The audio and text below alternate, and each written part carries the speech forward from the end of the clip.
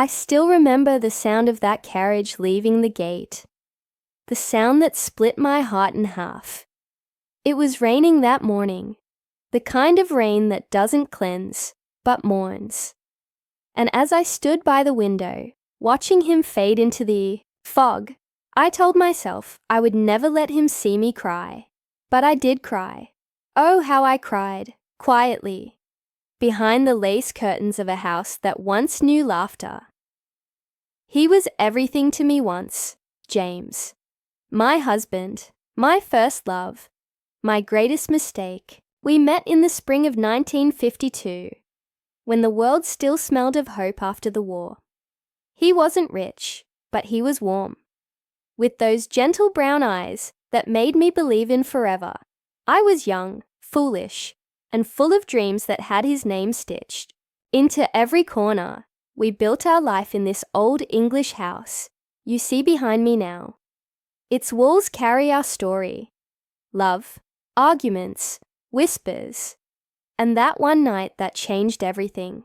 Sometimes, when I walk down the corridor, I can still hear his laughter, faint, like a ghost refusing to leave. James used to say he would never leave me. Even when I'm old and grey, he'd laugh. You'll still be the prettiest girl in the room, Ruth, but promises. Promises are just words, my dear, and words are fragile things. It started when his business began to falter. The factory he'd worked so hard to build, the one we poured every penny and prayer into, started to crumble under debt. I remember staying up late, sewing by candlelight, just to help him pay the workers. We shared everything, our joy, our pain, our fears, until she came along. Her name was Eleanor, Lady Eleanor Whitmore, a widow, they said, with a mansion up on the hill and enough money to buy anything or anyone. She came to invest in James's business. Or, that's what he told me. I should have known then. I should have felt it in my bones. But love makes fools of us all. At first, he only spoke of her as a client. Then, she started sending gifts, fine wine, silk ties, invitations to her gatherings. I laughed it off, teasing him about his fancy new friend. But deep down, something cold began to grow inside me, a feeling I didn't want to name. One evening, he came home later than usual. His shirt smelled faintly of jasmine. Not my perfume, not mine. He said he'd been at the mansion discussing business contracts. His hands were shaking when he poured his drink. I watched him from across the table, studying the man I thought I knew better than myself. He couldn't look me in the eyes. Days turned into weeks. The distance between us grew like ivy climbing the walls. Slow, silent, and suffocating. He stopped laughing. He stopped asking about my day. He even stopped kissing me goodnight. And then, one morning, the letter arrived. No words. Just a folded sheet with the handwriting I'd memorized over the years. Ruth, forgive me. I've gone to Eleanor's estate. I need time to think. I'll send for my things soon. Time to think. That's what he called it. But I knew. Every woman knows when her husband's heart has left home. I didn't scream. I didn't beg. I simply sat there, holding that letter until my tears smudged the ink. The clock ticked louder than ever that morning, mocking me with every second. That passed. People in the village whispered. They said I'd driven him away with my pride, my stubbornness, my inability to keep up with a man's ambitions. But they didn't see the nights I waited by the window. They didn't hear the prayers whispered into the darkness. I still cooked for two for weeks. I still left his slippers by the fireplace, foolishly believing he'd walk through that door again. And when I finally stopped, the silence of this house became unbearable. My dear, before I continue, if this story has touched your heart even a little, do subscribe and stay with me through the end. Sometimes the past isn't just a story. It's a wound that never quite closes. Months later, word spread that James had married her, the wealthy widow of Whitmore Hall. The papers called it a match of fortune and grace. I remember the headline. I remember the photograph. His hand on her waist. His smile broad and empty. I tore the page into pieces, but it didn't stop. The ache. He left behind a woman who would have lived in poverty with him if it meant being together. He chose chandeliers over candlelight, diamonds over devotion, luxury over love. Years passed, and I tried to move on. I tended to my garden, kept the house running, and pretended not to listen when people spoke his name. But you can't bury love. It finds its way back to you. Sometimes in dreams, sometimes in whispers, carried by the wind. One night, after years of silence, I received another letter. This time it was not from James, but from her.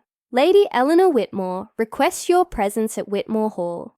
It concerns your husband. My hands trembled as I read it. The ink was dark, bold, the kind used by people who never fear consequences. I told myself I wouldn't go. I owed them nothing. But curiosity, that old dangerous thing, it eats at you. What could she possibly want from me after taking everything I ever loved? The next morning, I found myself standing at the gates of Whitmore Hall. The air was thick, with the scent of roses and regret, and as those heavy doors opened, I realized something. Even the richest mansion can feel colder than an empty home.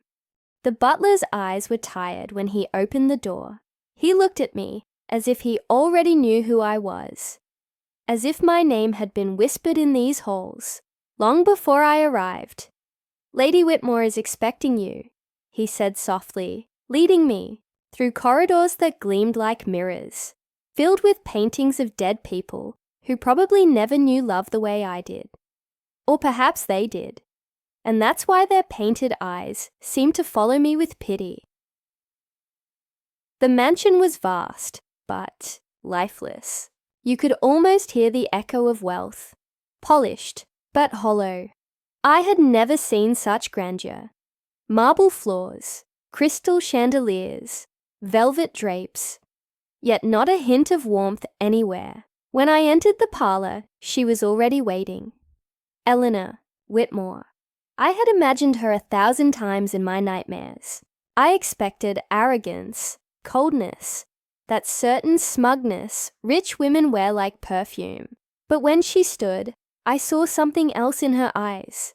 Exhaustion and fear. Mrs. Ruth Bennet, she began, her voice trembling just enough to betray her composure. Thank you for coming. I know this must be strange. Strange? No. Strange was sitting across from the woman who had stolen your husband and drinking her tea, served in gold china. I didn't speak. I just looked at her. Every wrinkle, every perfect pearl around her neck. She was beautiful in a way that made you feel smaller, like the world itself had chosen her side. But her hands wouldn't stop shaking.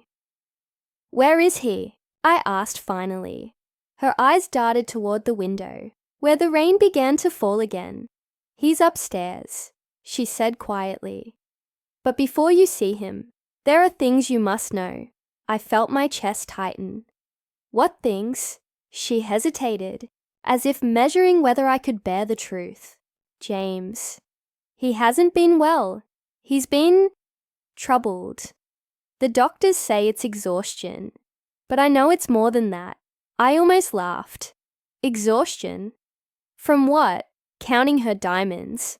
But something in her tone stopped me. There was sincerity there. Pain even, she went on, voice breaking. He speaks your name in his sleep, Ruth. He calls for you in the night. Sometimes he doesn't recognize me at all. He looks through me as if I were a stranger. My heart lurched. After all these years, my name still lived in his dreams. No, I told myself. I wouldn't be fooled by guilt, not after everything he'd done. Still, A part of me, the foolish, tender part, wanted to see him. I followed her up the grand staircase, each step heavier than the last. The mansion smelled faintly of medicine and wilted flowers. When we reached the end of the corridor, she paused by a door and turned to me. He might not remember clearly. "Please, be gentle." She opened the door and stepped aside. There he was, James. My James, but not the man I remembered. He was sitting by the window, staring out at the rain, his hair now streaked with grey, his once strong shoulders, hunched and frail. A wool blanket was draped over his legs, and an untouched cup of tea sat beside him. For a moment, I couldn't breathe. I wanted to run to him, to hold him, to shake him. All at once, he turned his head slowly. His eyes met mine. For a flicker of a second, there was recognition, and then disbelief. "Ruth," he whispered. I swallowed hard. "Yes, James." "It's me?" Tears filled his eyes. His lips trembled. "You're real," he murmured, as if he'd seen a ghost. I wanted to hate him. I had promised myself I would. But seeing him, like that, so small, so broken, all my anger melted into sorrow. He reached out a trembling hand. I hesitated, then took it. His skin was cold, fragile, like paper. "I'm sorry," he whispered, "for everything. I thought I wanted more, but I lost everything that mattered." I felt something shatter quietly inside me. Eleanor stood by the door, her head bowed. I glanced at her and saw tears sliding down her perfect face. She wasn't the villain I'd imagined. Maybe she'd suffered too. Maybe in her own gilded prison. "I'll leave you both," she said softly, closing the door behind her. The silence that followed was unbearable. Only the ticking clock filled the room. He looked back at me, eyes clouded with regret. "She gave me everything money could buy, Ruth, except peace. I thought wealth would fix my pride, but it only fed it. And now," he broke into a cough that rattled through his frail body. I kneeled beside him, placing my hand on his chest. "Don't speak," I whispered. "Save your strength." He shook his head. "I have to. You deserve the truth. She tried to make me happy, but my heart never left you. I'd sit in this grand hall and remember your laughter in our kitchen, your bread baking, the way your hair smelled after the rain." His voice cracked. I traded love for comfort, and comfort turned to poison. I wanted to scream at him, to tell him it was too late, but my heart betrayed me again. Love, when it's real, doesn't die. It just hides, waiting for one last chance to be heard. We sat in silence for a long while, watching the rain. It was strange. The peace I once begged for was now heavy, almost cruel.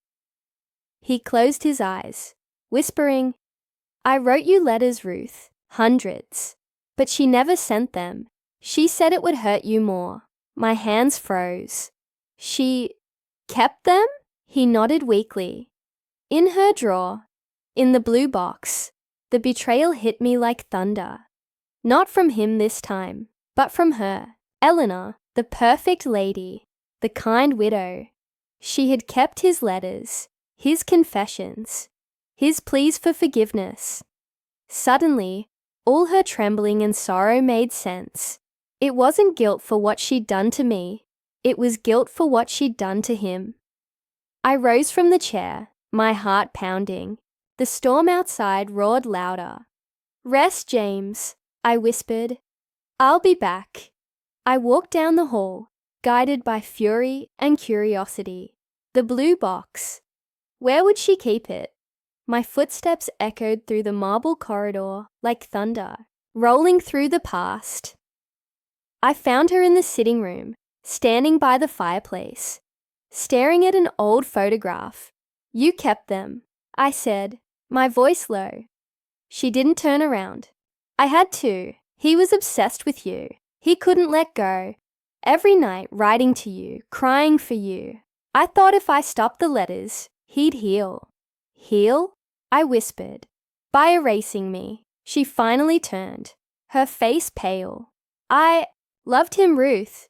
Do you understand that? I loved him enough to want him whole again. But he never stopped loving you. Never. Not even for a moment. For a second, neither of us spoke. The fire crackled between us, hissing like all the things we wished we could unsay. Then I saw it. The blue box on the mantel. Beautiful, velvet, with a golden clasp. I walked toward it slowly, almost reverently.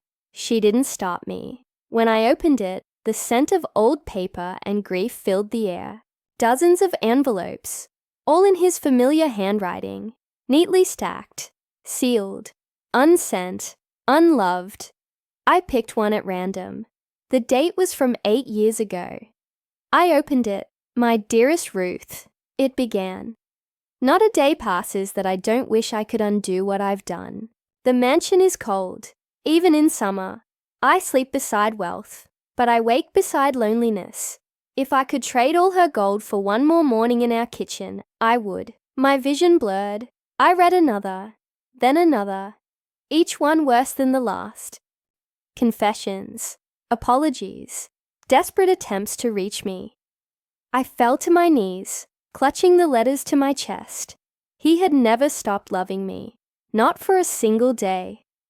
Eleanor stood there, silently crying. "I wanted him to love me the way he loved you," she whispered. "But he couldn't. His heart stayed with you. Even as he lay in my bed, I looked up at her. And for the first time, I didn't see a rival. I saw a broken woman, trapped by her own choices, just like me." The rain outside turned to thunder. The old house groaned as if it shared our grief. And then, a sound from upstairs. A crash, followed by a choked cry. We both froze. Eleanor gasped, her face draining of color. "James," she whispered. We ran. When I reached the room, he was on the floor, the blanket fallen, his hand clutching his chest.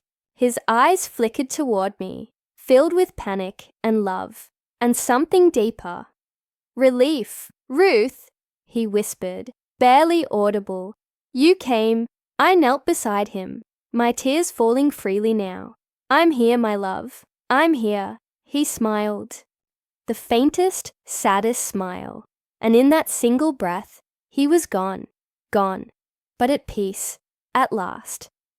Eleanor fell to the floor, sobbing uncontrollably, and I sat beside him, stroking his cold hand, whispering through my tears, "You found your peace, James, but it cost us all too much. My dear, if you've ever loved someone who hurt you, tell me.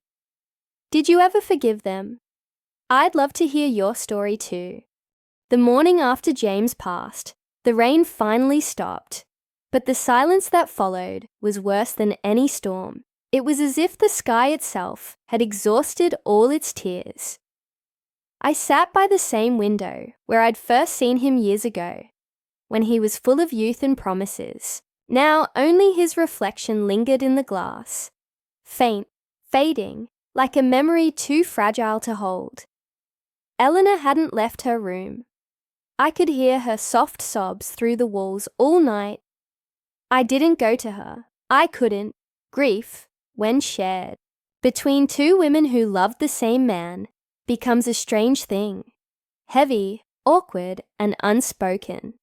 When the doctor arrived that morning, he removed his hat respectfully and said, "He went peacefully, Mrs. Bennet." Mrs. Bennet. How strange that sounded, after all these years. For the world, I had remained a widow of a man who still lived. Now I was a widow twice over, once by betrayal and again by death. The servants moved about the house like shadows. Everyone seemed afraid to make a sound. as though one wrong noise might wake the past again. I went into his room when they were preparing him. His face looked calm, almost too calm, like a man who had finally found rest after a long, punishing journey. I brushed his hair one last time, like I used to when he came home from the factory, tired and smiling. "Do you remember," I whispered to the lifeless air, "how you once told me that love was our only wealth? You were right, James, but you spent it all too soon." As they carried him out, the morning sun broke through the clouds, painting the floor in gold. It was cruelly beautiful, as if the heavens were mocking us with light when all I wanted was darkness. The funeral was small, intimate. He had no family left, only acquaintances from his business years. Men in tailored suits who spoke in polite whispers and offered me condolences I didn't want. Eleanor stood on the opposite side of the grave, draped in black lace. Her face, pale as porcelain, she looked like the ghost of her own fortune. When the priest began to speak, his words drifted through me like smoke. "Forgiveness," he said, "is the bridge between love and peace." I didn't know if he was speaking to me, to her, or to both of us. As the coffin lowered into the earth, Eleanor's knees buckled. I caught her before she fell. Our eyes met. Two women bound by love and loss. Neither of us spoke, but in that silent exchange, something shifted. Not quite forgiveness, but a truce born of exhaustion. After the burial, the guests left one by one, until it was just the two of us standing in the rain-softened soil. "He wanted you to have something," she said suddenly. I turned to her. "What do you mean?" She opened her small black clutch and pulled out an envelope, the kind James always used. Cream paper, sealed with wax. My name was written across it in his familiar hand. "For Ruth," it read. My heart trembled as I took it. For a moment, I couldn't breathe. "Where did you find this?" I whispered. "In his study. It was dated 2 days before." She trailed off. "Before he passed." I held the letter to my chest, afraid that opening it would make the finality of his death too real. That night, I returned to my little cottage, the one I had kept all these years, the one that still smelled of our old life. I lit a candle and sat by the window, the letter trembling in my hands. "My dearest Ruth," it began. "If you are reading this, I'm gone. But know this, I never stopped loving you. I've made mistakes beyond count, and I've paid for them with a heart that never found peace. The mansion, the wealth, the comfort, they became my punishment. Every corner whispered your name. There's something I've done, something I hope will give you some peace too. In my will, I've left you part of Whitmore Hall, the old West Wing, the one that faces the garden. It's yours now, Ruth. Maybe it will finally feel like home again. If you let it." My hand flew to my mouth. The West Wing, a part of her mansion. The letter continued. "Eleanor knows." She agreed. She said she wanted to make things right. In her own way, she's not the enemy you think she is, Ruth. She loved me too. Perhaps wrongly, but she did. Don't hate her for loving me. I destroyed enough hearts already. Tears blurred the rest of the words. I folded the letter, holding it against my chest, until the candle burned low. The next morning, I stood outside Whitmore Hall once more, clutching the letter like a fragile piece of my soul. Eleanor was waiting by the gate. She looked older already, as though grief had stolen years from her overnight. "I suppose you've read it," she said quietly. I nodded. "Why did you agree to this?" "Because he wanted it," she replied. "And because I couldn't live with the thought that he died, still loving someone I wronged." I looked past her, at the mansion. Tall, silent, imposing. The West Wing stood slightly apart, its windows shuttered and vines creeping up its walls. a strange feeling washed over me. Not resentment, not joy, but something in between. A quiet understanding that life had come full circle in the cruelest way possible. "I don't know if I can live here," I said softly. She sighed. "Maybe. Not now. But someday." That wing was always his favorite. He said it reminded him of you. Her words lingered like a ghost in the air. I turned to leave, but she called out, "Ruth, I'm sorry for everything." I stopped, then looked back at her. "So am I." For the first time she smiled. A sad, broken smile. And as I walked away, I realized that forgiveness isn't a gift you give others. It's a burden you choose to stop carrying. Weeks passed. I tried to return to normal. Tending the garden, mending clothes, filling the silence with the ticking of clocks. But the West Wing haunted me. The thought of it, his favorite place, now mine, wouldn't let me rest. Finally, one morning, I packed a small bag and took the train back to Whitmore Hall. Eleanor was gone. She'd moved abroad to stay with her sister, leaving the staff to manage the estate. When I arrived, the butler handed me a set of keys and a note. "The West Wing awaits you, Mrs. Bennet." The door creaked as I entered. Dust covered the furniture, and the air smelled of thyme. But the moment I stepped inside, I felt him, James. In every corner, every shadow, every whisper of the wind through the curtains, there was a portrait on the wall. A younger me, painted from memory. He had kept it all these years. "My dear," I murmured to the empty room. "You really never left, did you?" And as I sat there, surrounded by echoes of what once was, I felt something I hadn't in years. Not happiness, not grief, but peace. Peace born from understanding that love, no matter how broken, leaves its mark.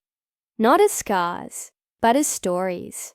My dear, before I go on, if you're still listening and this story has touched your heart, do subscribe and stay with me. There's more yet to tell, because sometimes the past doesn't rest quietly, even when you've made peace with it. It took me days to gather the courage to open every room of the West Wing. The first morning, I simply walked through it, touching the walls, the curtains, the old furniture, like one might touch a memory, to make sure it's still real. Everything was still exactly as it must have been when he left it. The faint scent of his cologne still lingered in the air. That mix of cedar and tobacco that used to cling to his coats. The West Wing wasn't grand like the rest of the mansion. It was simpler. Wooden floors, smaller windows, a quieter beauty. I could tell this was where James spent his hours, away from her parties and her guests. Maybe it was where he escaped from the gold-plated loneliness of that life. In the study, I found his writing desk. A thin layer of dust had settled on it, and one of the drawers was slightly ajar, as if he had opened it one last time and forgotten to close it. Inside were scattered pages, sketches, unfinished letters, and small mementos. A dried rose, a button from one of my old dresses, and a photograph of the two of us in the garden behind our first home, smiling like children who thought love could last forever. I sat there for hours, holding that photo, feeling both young and impossibly old. In one corner of the room, a large wardrobe stood against the wall. It was locked, the key nowhere in sight. Something about it drew me in. Perhaps because it seemed so deliberately sealed. That night, as the house settled into silence, I couldn't sleep. I kept hearing faint creaks, the kind that remind you you're not alone, even when you are. The wind brushed against the old glass panes, whispering things I couldn't quite understand. By the second night, I began to dream. Dreams of James calling me from somewhere deep inside the house. In the dream, I would follow his voice down the corridor to that locked wardrobe, only to wake up before reaching it. On the third morning, I decided to open it. I searched every drawer, every shelf, even behind the paintings. Finally, in the bottom of an old chest, I found a small brass key tied to a ribbon. The moment I held it, I felt something. Like a quiet tremor of recognition. The lock clicked easily, and the door creaked open. Inside, instead of clothes or valuables, I found a stack of boxes, each labeled carefully in James's handwriting. Letters, memories, unsent. I pulled one out and opened it. Inside were more letters. But these weren't addressed to me. They were addressed to her, to Eleanor. My heart sank as I unfolded the first one. My dear Eleanor, it began. Thank you for your kindness. You have given me comfort in a time when my pride has broken me. Yet, even as I try to love you, I find myself haunted by Ruth's laughter. I wish I could give you my whole heart, but I fear it will always belong to her. I read another, and another. Each one was a battle between guilt and longing. He had tried to love her, to convince himself that wealth and gentleness could replace the raw, imperfect fire he had with me. But the letters made it clear he never could. And yet, there was one letter near the bottom that froze my blood. It wasn't signed by James. It was written to him. The handwriting was unfamiliar, elegant, but trembling. James, if you choose her again, I will have nothing left. I gave up my reputation, my peace, my soul for you. Don't take what little remains, please. Don't write to her anymore. If you love her, you'll let her hate you. Don't make her wait for something that will only destroy us all. It was from Eleanor. I sank back into the chair, clutching the paper. So that was it. The reason the letters had stopped coming, all those years ago, not out of cruelty, but desperation. She had tried to hold on to him, fearing that losing him meant losing herself. For the first time, I saw her not as the woman who stole my husband, but as someone who'd lived in constant fear of being second best. Still, the ache wouldn't leave me. I gathered the letters and set them on the desk. That night, I couldn't bear to read another word. I went to the garden instead. The moon was high, casting silver light over the ivy-covered walls. The air smelled of wet earth and roses. As I walked past the fountain, I noticed something glinting near the base. A small bronze plaque, half buried under moss. I knelt down to clear it. It read, "For R.B., my truest love, my greatest regret." I froze. R.B., my initials. Ruth Bennett. He had hidden this here, under her garden, under their life together. My name, quietly engraved in the soil of his betrayal. Tears fell freely then. I didn't fight them. For years, I'd carried bitterness like armor. And in that moment, it broke. I understood. He had never stopped loving me, but he had never truly forgiven himself either. When I returned to the West Wing, I found an envelope slipped under the door. No name, no seal. Inside, a single piece of paper in Eleanor's handwriting. Ruth, if you are reading this, I have gone abroad as planned. There are things I never told you. Things James would never want you to know, but I believe you deserve. 2. Look behind the portrait of the two of you in the study. My hands trembled as I held the note. Behind the portrait, I turned to the wall. The painting of James and me still hung there, soft with dust and sorrow. Carefully, I lifted it off the wall. Behind it was a small wooden panel, slightly loose. I pried it open. Inside was a hidden compartment, containing a single leather-bound journal. It was James's handwriting again, but this time, different, sharper, confessional. The first page began with words that made my heart stop cold. I never told her the truth. Eleanor believes I came to her out of desperation. Ruth believes I left out of pride. Both are wrong. I left because of the child. I blinked. The child. What child? I read further, my heart racing. Ruth never knew. She was ill, and the doctor said the pregnancy would endanger her. I couldn't bear to lose her, so I made the decision for both of us. I convinced her to rest, to trust me, but the truth is, there was another. Eleanor's child. She was pregnant, too. I thought I could protect them both, but in the end, I destroyed everything. My vision blurred. I had to stop reading. A child? His child. Eleanor's. My breath caught in my throat. Suddenly, everything made sense. The way Eleanor had looked at me, her guilt, her trembling hands. She hadn't only stolen him, she'd borne the secret that chained them both to regret. I felt dizzy. I dropped to my knees, clutching the journal. The room seemed to close in around me. The walls, the memories, the unbearable truth. For decades I had blamed them for my loneliness, but I never realized that their story had its own kind of suffering. Silent, hidden behind wealth and pride. I sat there until dawn, reading every line. Each confession peeled back another layer of the man I thought I knew. He had lived torn between duty and desire, trapped by choices that no one truly survived. By the time the sun rose, I wasn't angry anymore. I was tired, but also free. I placed the journal back into the wall, behind the portrait, where it belonged. A secret buried with its ghosts. Then I whispered into the stillness, "Rest now, James, all of you." And for the first time in years, the air inside Whitmore Hall felt lighter. My dear, before I go on, tell me something. Have you ever learned a truth too late to change anything? Share your story in the comments. Sometimes telling it helps the heart let go.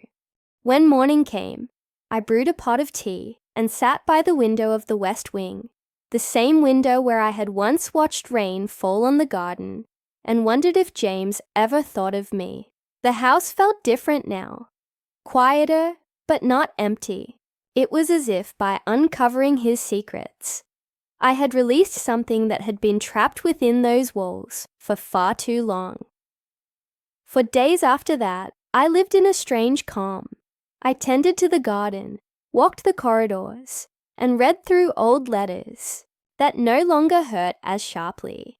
I even began sorting Eleanor's belongings, planning to donate her clothes and jewelry to the local charity. It felt like closing a book that had been left open for too many years. Then, one afternoon, as the autumn light turned golden across the fields, there was a knock at the front door. At first, I ignored it. Strangers rarely came to Whitmore Hall. The estate sat too far from the village, too wrapped in its own silence. But the knock came again, firm and steady. When I opened the door, a young man stood there. He couldn't have been more than 30. Tall, dark-haired, with eyes that carried a sadness I recognized too well. He wore a neatly pressed coat, though dust clung to his shoes from the long path up the hill. "Mrs. Bennet?" he asked. His voice was gentle, uncertain. "Yes," I replied slowly. "And you are?" He hesitated, as if rehearsing something difficult. Then he handed me an envelope. "It's from my mother," he said. I looked down at the handwriting on the envelope.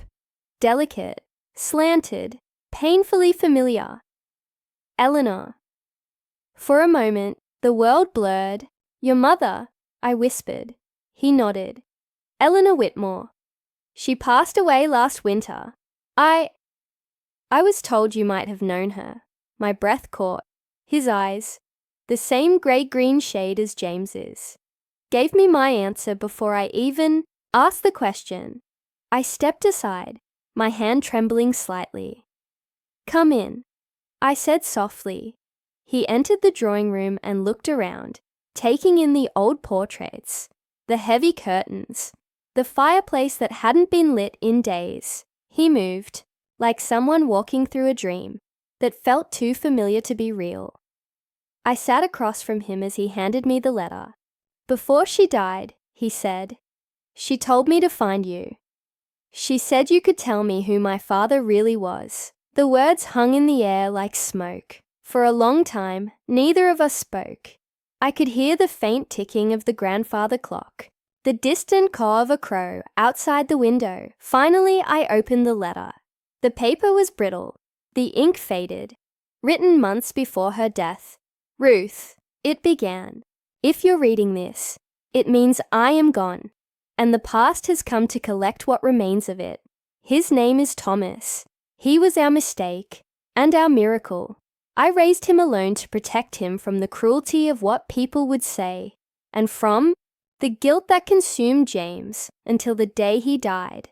But he deserves the truth, and I am too much a coward to tell him myself.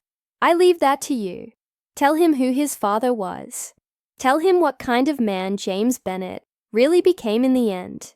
And tell him, I'm sorry." My hands trembled as I folded the letter.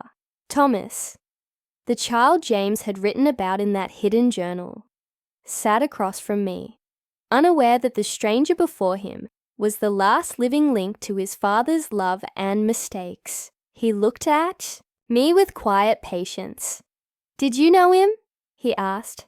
I studied his face, the curve of his jaw, the slight furrow of his brow. All echoes of James, yet softened by something gentler. "Yes," I said at last.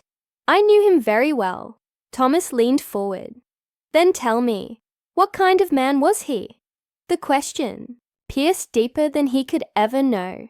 How could I tell him that his father was both a dream and a disaster, that he was capable of immense love and unforgivable choices?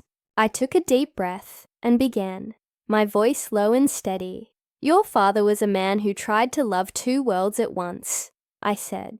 "He wanted to protect everyone, and in doing so, he broke everything. But he loved you, even if he never found the courage to say it out loud." Thomas listened quietly, his eyes glistening with unspoken emotion. "He loved me?" he repeated, almost in disbelief. "Yes," I whispered. "More than you'll ever know." He looked down, his jaw tightening. "All my life, I thought he was some nameless ghost my mother wouldn't talk about. Now, to find out he was—" He stopped, his voice breaking. "He was married to you." I nodded. "He was, and he was lost long before either of us realized it." The silence that followed was heavy, but not cruel. It was the kind of silence shared by two people mourning the same ghost for different reasons. Then, Thomas reached into his coat pocket and took out something wrapped in cloth. He unrolled it carefully and placed it on the table. A silver pocket watch, engraved with the initials JB. "I found this among her things," he said softly. "She said it was meant for you." I traced the engraving with my finger, the cold metal warming beneath my touch. Inside I knew there would be something. James always left words behind. I pressed the clasp open. There it was, a tiny note folded neatly inside. I unfolded it and read, "If ever she finds this, tell her I never stopped waiting at the window." My vision blurred as tears slipped down my cheeks. Thomas watched me, silent but understanding. For the first time, I didn't hide my tears, because this was the ending James had left behind. Not revenge, not bitterness, but remembrance. A single note that carried across decades of distance and regret. I looked up at Thomas, my voice trembling. "Would you like to stay for a while?" He smiled faintly. "I'd like that." As we sat together, the late afternoon sun filtered through the window, illuminating dust motes that danced in the air like tiny ghosts. And for the first time in years, Whitmore Hall didn't feel haunted. It felt like home again. The following days passed in a kind of soft haze, the kind that comes after a long storm, when the air still hums with leftover thunder. Thomas stayed in the West Wing guest room, James's old writing room, the same place where I had once found the hidden letter. It felt almost symbolic, as if the past itself was inviting him in. Every morning, I made tea for two. The ritual felt oddly comforting. He'd sit by the same window where I used to wait for James, staring out at the garden with that same distant expression. The look of someone trying to piece together a life they never got to live. He was quiet, thoughtful, but I could tell the silence inside him was full of questions, the kind that could only be answered by ghosts. One afternoon, as the rain began to fall again, soft, persistent, almost cleansing, I found him in the study. He was sitting by the fireplace, a pile of old boxes open before him, filled with papers, letters, and yellowed journals that had belonged to James. "Where did you find these?" I asked gently. "In the attic," he said, without looking up. "Most of them were hidden behind a false wall panel. It looks like your husband didn't want anyone finding them." My heart skipped. James's secrets had already torn through my life once. I wasn't sure I could bear more. Thomas held up one of the journals. "I think these are from his last years," he said. "He wrote about guilt, about someone here, left behind, about you." I sat down beside him slowly. "Does it say why he came back?" He nodded. "Not just for forgiveness. He came back because he knew he was dying." The words struck like cold wind. Thomas opened a page and read aloud softly. "I've spent years pretending the mansion was my penance, but it's not. The real punishment is knowing she lives not far from me, and that I no longer have the right to knock on her door." I closed my eyes. I could almost hear his voice. That same low tone he used when confessing something he wished he hadn't done. Thomas flipped to another page. "Eleanor knows. She forgives more than she should, but her kindness only makes the guilt worse. I see Ruth in everything, in every sunset that falls too quiet, in every mirror that doesn't reflect the man I wanted to be." A tear slipped down my cheek. He never forgave himself, I whispered. Thomas hesitated, then reached into the box again. "There's more. This one's addressed to you." He handed me a sealed envelope. The handwriting was unmistakable. James's, though shakier, weaker. The date written on the corner made my stomach twist. 3 days before he died. My hands trembled as I opened it. "My dearest Ruth," it began. "If I could turn back time, I wouldn't ask for riches, or youth, or even forgiveness. I'd ask for one more morning in our old kitchen, with sunlight on your hair and the smell of bread on the stove. That was love. Everything after that was vanity and fear. I thought I could build happiness with gold, but I only managed to build walls. And inside those walls, I died a little each day. When I saw you again, that first day at the gate, I wanted to beg for your forgiveness, but you looked at me with such strength, such quiet dignity, that I realized you didn't owe me anything, not even your anger. That's when I knew I had truly lost you. Ruth, there's something I never told you. When I left, I thought I was doing it for you. I believed I could give you freedom by giving you absence. I didn't understand that your love was never a chain. It was my only home. Eleanor knew this, even if she never said it. That's why she let me write to you before I died, and if you're reading this now, it means she kept her word. My body will rest in her soil, but my heart has always belonged to you. Forgive me, not because I deserve it, but because you deserve peace. James." The room felt still after that.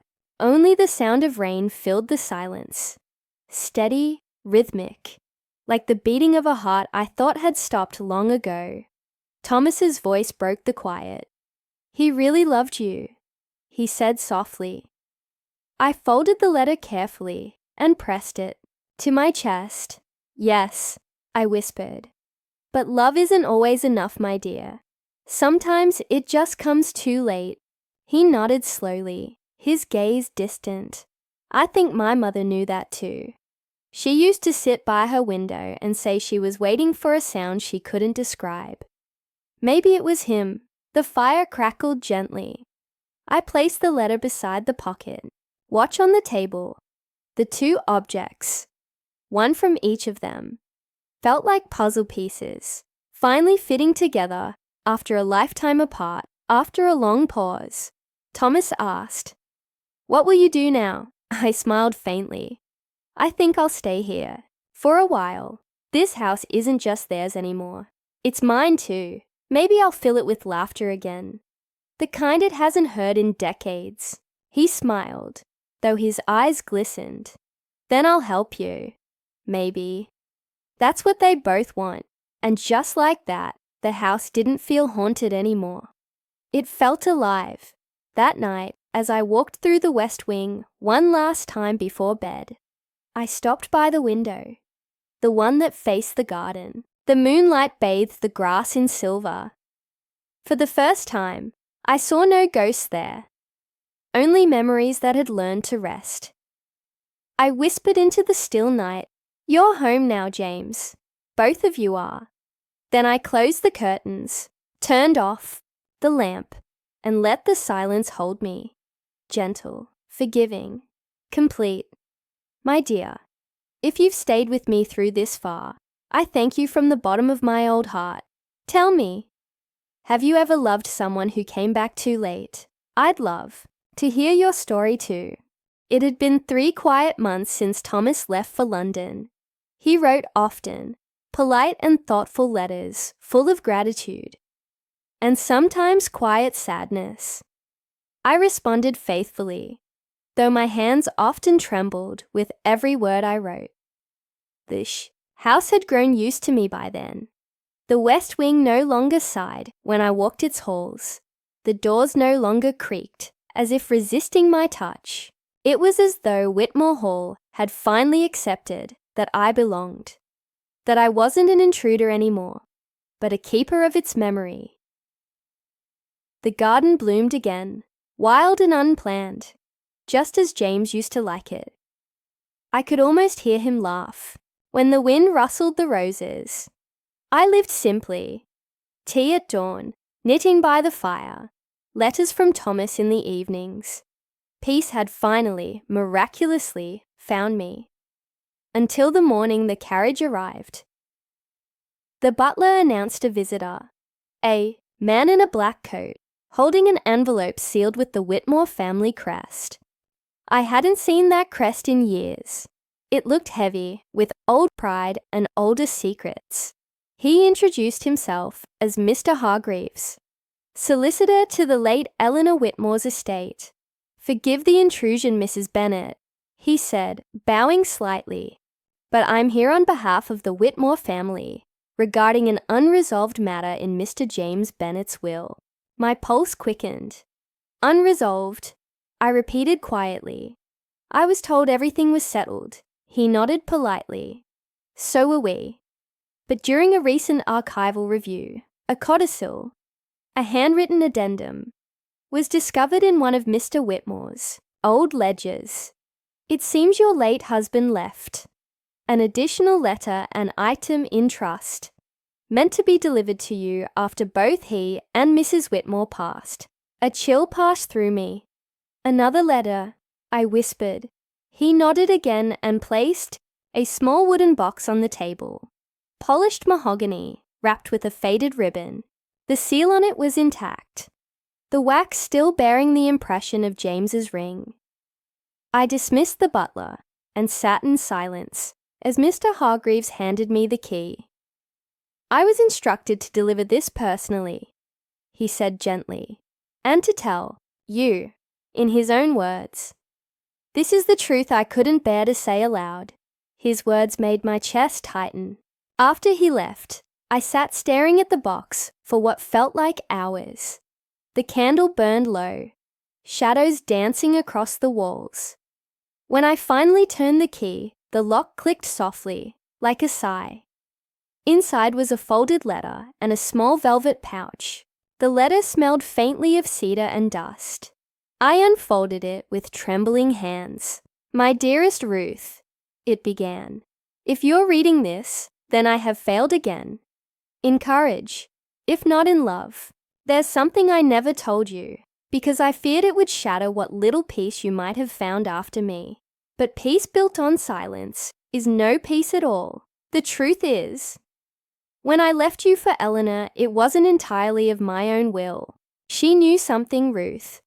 Something about your father's debts, about the loan he took under my name. If I hadn't married her, they would have taken everything. The house, your family's land, even your mother's care. I thought I was saving you." My breath caught in my throat. I told myself that I could live with the lie, that I could bear her world of chandeliers and lies, as long as you were safe. But I couldn't. Every dinner, every party, every night beside her, I thought of you. I tried to hate you for making me weak. But I couldn't, because it wasn't weakness. It was love, pure and terrible. Eleanor knew it too. She used it against us both. But over time, she began to change. She grew quieter, lonelier, until one day she confessed that she never meant to keep me from you, only to keep me from ruin. I believe she regretted it till the end. The ink had bled slightly, near the edges, as though tears had fallen there. I kept one thing from that old life, a ring. It belonged to you, though you never saw it. I had it made the day before I left, engraved with your name inside. It was meant to be your wedding ring. I could never bring myself to give it to her. My heart trembled. I opened the velvet pouch, and there it was, a simple gold ring, worn but gleaming softly under the candlelight. Inside, engraved in fine letters, "To my Ruth, for always." The tears came freely then. Not loud, not frantic, but quiet, cleansing tears, the kind that carry both sorrow and grace. I whispered to the empty room, "You foolish, foolish man. You broke my heart to save it." As I sat there, the ring in my palm, I realized something I'd never allowed myself to admit, that even betrayal, when born from love, can leave behind something pure. Not forgiveness, not yet, but understanding. The next morning, I placed the ring on a chain around my neck. It rested against my heart, warm, familiar, eternal. From that day on, the house felt different again.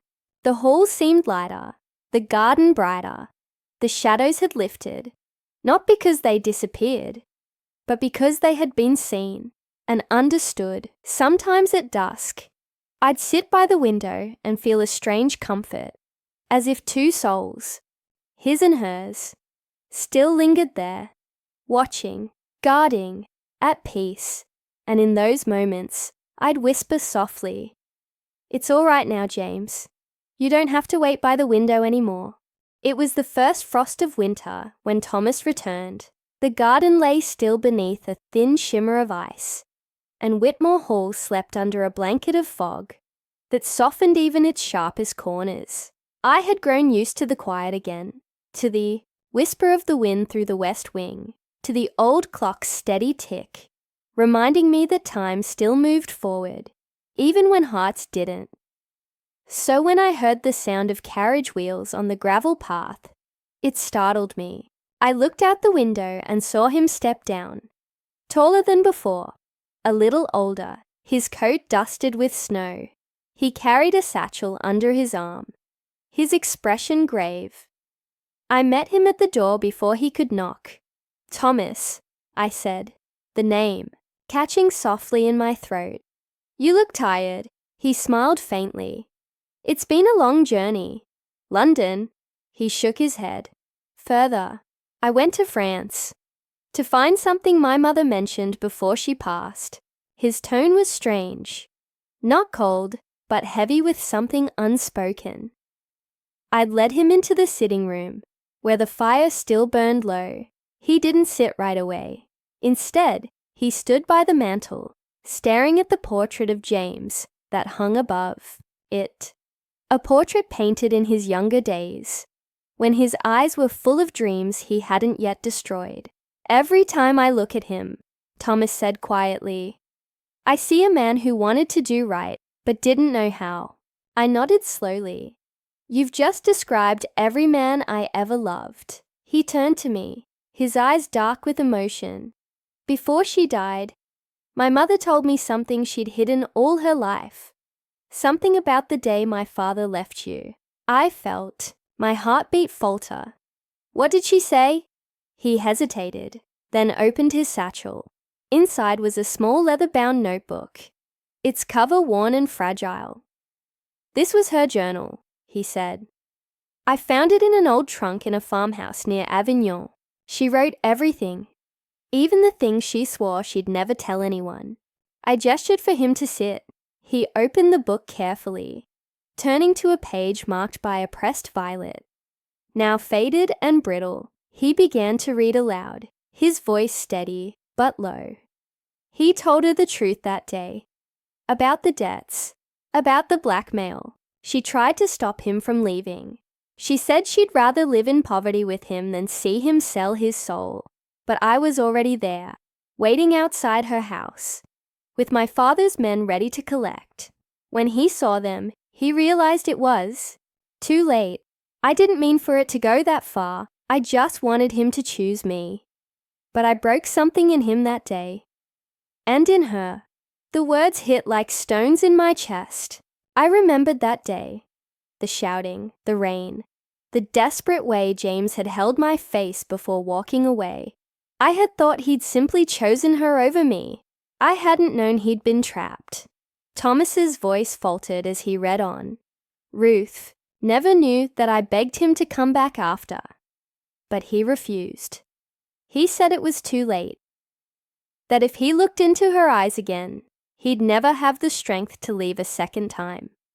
I carried that guilt all my life, and no amount of wealth could silence it." He closed the journal gently, as though it were a fragile creature that might break apart in his hands. "So," I said softly, she orchestrated it." Thomas nodded. "She did, but she regretted it. Every day. She wrote that her greatest punishment was watching him grow smaller, under the weight of what he'd done, and knowing she was the reason. For a long time, I couldn't speak. The fire popped and hissed, sending small sparks up the chimney. Outside, the frost thickened on the glass, turning the world beyond into a blur of white and grey. Finally I said, "Do you hate her for it?" He looked down. "I thought I did. But then I read how she described you. She said, 'Ruth was everything I wasn't. Pure, patient, unbreakable. If I'd been more like her, maybe he would have stayed.'" Tears welled in my eyes. "She didn't need to be like me," I whispered. "She just needed to let him love freely." Thomas reached across the table and took my hand gently. She loved him in her own way, a wounded way, and maybe that's the only kind of love she knew. We sat in silence after that. 2 generations trying to understand the ghosts of another's choices. At last, I stood and walked to the window. The fog had lifted slightly, revealing the garden, pale and bare, but still alive beneath the frost. "Thomas," I said, still facing the glass, "do you know what forgiveness really means?" He looked up. "No, do you?" "It means remembering, without bleeding." I turned to him. For years, I couldn't say his name without pain. Now I can. That's what healing is. And maybe one day you'll speak your mother's name without guilt. He smiled faintly. Maybe. I walked to the mantel and took down James's portrait, the one that had watched over this room for so long. I handed it to Thomas. "Take him," I said softly. "He belongs with you now. With both of you. The next generation should remember him kindly. Not as the man who broke hearts, but as the one who tried to mend them in the end." He hesitated, his eyes glistening, then took the portrait with both hands. "I'll take care of him, I promise." When he left that evening, the house felt quieter, but not empty. It felt fulfilled, as if the story that had begun decades ago had finally been allowed to end. Later that night, I sat by the fire again, the ring still hanging around my neck. I looked into the flames and whispered, "Eleanor, I forgive you." We were both victims of the same love. The fire flickered softly in response, and for the briefest moment, I swore I saw her face in the glow. Not cruel or proud, but peaceful, and I knew in that moment that both she and James had finally found their rest. My dear, if you've stayed with me till now, thank you. Tell me, have you ever found yourself forgiving someone who never asked for it? I'd love to know your story, too. The morning after Thomas left, I awoke to the sound of the wind howling through the chimneys. A low, aching sound that carried through the halls, like a song for the dead. I sat up in bed, my old bones protesting, and for the first time in years, I realized I wasn't afraid of the silence anymore. It had become a friend of sorts. Whitmore Hall, my dear old house, had been built to outlast hearts, and it did. The stones still stood, but the love and betrayal that once filled its rooms had long burned themselves into the walls. I used to believe that memories faded with time, but I've learned they don't. They simply learn how to live quietly within you. I wrapped a shawl around my shoulders and made my way downstairs. The morning light streamed through the lace curtains, pale and trembling. The air smelled of old wood, dust, and lavender. The scent I used to place in James's pockets when he left for town. It made him smile once. It made me weep later. As I reached the parlor, I noticed something strange. A small draft of cold air coming from the corner of the west wing, near the grandfather clock that hadn't worked since the day James left. For years, that clock had been a silent witness to my grief. I never dared to fix it. Somehow, I felt it would betray the time we'd lost. But that morning, the cold was different. It wasn't the usual whisper of winter. It was steady, deliberate, like a breath coming from beneath the floor. I bent down, tracing my hand along the wooden panels, and that's when I saw it. A faint crack between the boards, too even to be from age. My heart began to pound, slow but heavy. Something inside me whispered that James had left more behind than just memories. I fetched the small iron poker from the fireplace and pried the board open. The wood groaned, splintered, and then gave way, revealing a hollow space beneath the floor. Inside, wrapped in oilcloth and bound with twine, was a small box. My fingers trembled as I lifted it out. It was old, but the lock had long rusted away. I opened it carefully, and inside, I found letters, dozens of them, all sealed, all addressed to me. I couldn't breathe. For a long moment, I just sat there on the cold floor, staring at them. The ghost of his handwriting looking back at me, elegant and deliberate. My name on every envelope, Ruth. When I opened the first one, the scent of ink and faded perfume escaped. The scent of another time. My dearest Ruth, it began. If you are reading this, it means I was never brave enough to send it. Forgive me, my love, for I have become a coward in the eyes of the world and a prisoner of my own choices. I pressed the letter to my lips, my eyes stinging. He had written to me. All those nights I waited by the window, believing he'd forgotten me. He hadn't. I read on. She gave me everything, Ruth. Gold, servants, a home so grand it echoed when I spoke. But it was never home. I slept beside her, but dreamt of you. I watched her wear the gown she bought to please me, but all I saw was your face in the lamplight.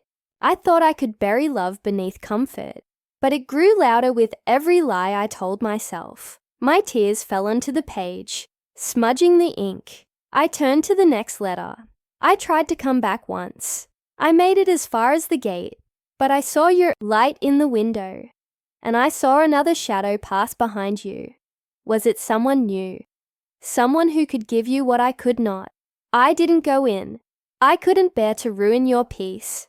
I gasped, my hand to my mouth. That night, I remembered it. The night I thought I saw someone standing at the edge of the property, a figure that vanished when I stepped outside. I had convinced myself it was a dream, but it had been him, James, watching from the dark, too ashamed to come home. Each letter unfolded another layer of his torment. He spoke of Eleanor's illness, of the guilt that ate him alive, of how he could no longer look at himself in the mirror.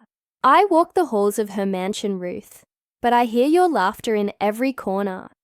Her riches echo with emptiness. I have learned too late that peace cannot be purchased, and love cannot be traded for comfort. I see that now. But God, it's too late. I clutched the letters to my chest, sobbing quietly as the wind rattled the windows. I had hated him for leaving. I had cursed him for choosing her. But reading those words, I saw a man torn in two, destroyed not by greed, but by fear. He had loved me still. He had always loved me. Hours must have passed as I sat there, reading, one letter after another, watching the daylight fade into gold and then into shadow. By the time I reached the final one, the fire had gone out. Only the light of the moon remained. The last letter was different. The paper yellowed, the handwriting weaker. My darling Ruth, it read, Eleanor is gone now. She left me a fortune I do not want. I am alone, surrounded by portraits of people who never truly lived. I wanted to see you one last time, but I fear you would not want to see what I have become. Still, I ask you, if ever you forgive me, whisper my name once more into the wind, for I will hear it, wherever I am. I pressed the page to my heart and whispered, James. The room fell utterly silent, and then, for a moment, the old grandfather clock ticked. Once, twice, then it stopped. I smiled through my tears. Perhaps, somewhere beyond this life, he had heard me. My dear, before I continue, if this story has touched your heart even a little, do subscribe and stay with me through the end. There's still something I must tell you. Something James left for me, hidden deeper than I ever imagined. I don't know how long I sat there, my dear. The night had swallowed the house whole, and yet I couldn't bring myself to light another candle. I sat surrounded by the ghosts of his words, each letter like a breath from the past, fragile, trembling, alive. Outside the rain began to fall, gentle and steady, as if the heavens themselves mourned a story too heavy for one heart to carry. I looked at the box again, at the neat stack of envelopes that had survived time and dust, and I noticed something strange. Beneath the last layer of letters lay a small brass key wrapped in ribbon.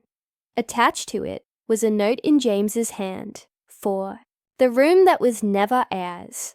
My heart skipped a beat. The room that was never ours. I knew exactly what he meant. It was the locked chamber at the far end of the west wing, a room we'd once dreamed of, turning into our bedroom after our wedding. But it was never finished. He had left before that could happen, and I had sealed the door myself, unable to bear the sight of what might have been.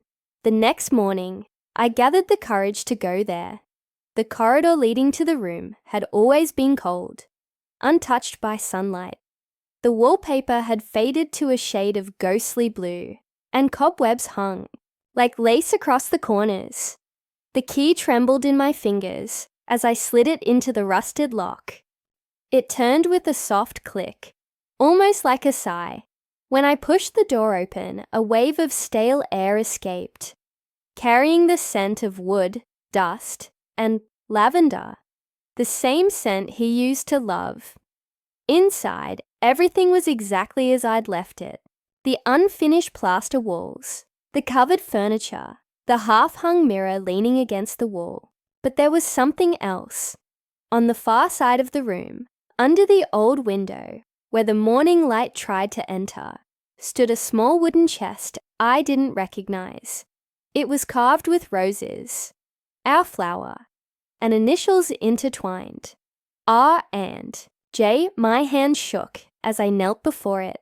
The lock was rusted, but gave way easily.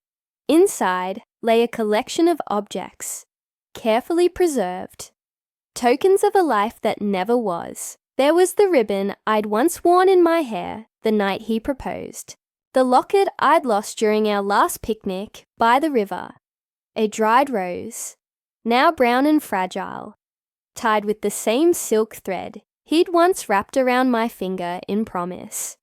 And then, at the very bottom, a letter, the final one, I sat on the cold wooden floor and unfolded it slowly. His handwriting was weaker now, but still unmistakably his. Elegant, steady, full of regret.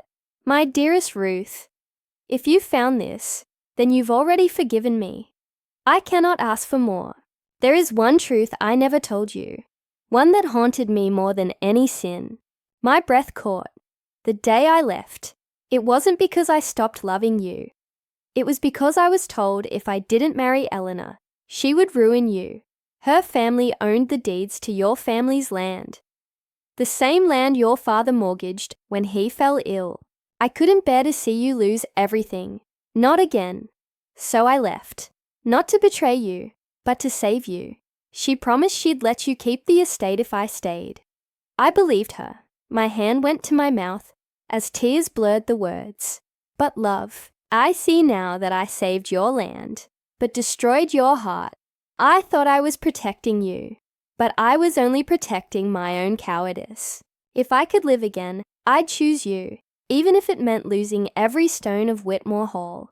Because what is a home without the one you built it for? The letter ended there. No signature, just an empty space, as if he'd run out of strength. Before he could finish, I pressed the paper to my chest and wept. Not from pain this time, but from release. All these years, I'd lived believing he'd chosen wealth over love, but he hadn't. He'd chosen me in the only way he knew how, through sacrifice.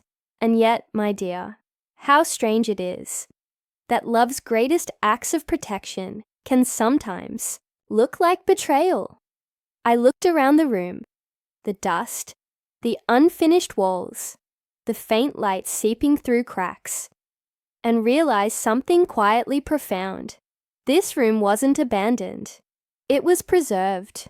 It had been waiting for me all this time, like a heart that refused to close.